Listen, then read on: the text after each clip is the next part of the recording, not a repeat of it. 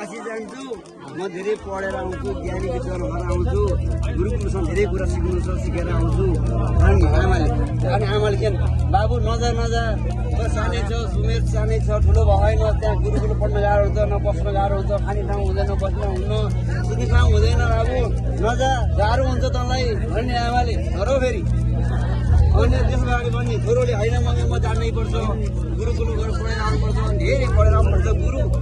धेरै विद्वान भएर आएर हजुरको सेवा गर्नुपर्छ मैले भन्ने होइन आमाले मम्मीले भन्ने होइन बाबु नजाके नजाको सानै छ सुमेर छ त्यहाँ गुरुकुलमा पढ्न ठाउँ मिल्दैन खाना मिलेर बस्न हुँदैन कसरी बस्छस् कसरी खान्छस् कसरी होइन मम्मी म छोटो समय बसेर आउँछु म ज्ञानी भएर आउँछु बरु भन्ने बाजेले भन्दैछ हुन्छ कि जाँदैन जा राम्रोसँग जा गुरुकुल पढेर आइज ज्ञानी भएर आइज मामालाई साथी पढाउँछु म मामालाई लिएर जा भनेर म मामालाई साथी पढाउँछु मामालाई लिएर आइज भन्ने मामालाई लिएर जा ल मामा साथी लिएर जा अरे मामालाई पढाइदिनु ल मम्मी म जान्छु भनेर बाबु मम्मीलाई ढोइदिनु पर्यो ढोइदे नि मम्मीलाई ढोइदे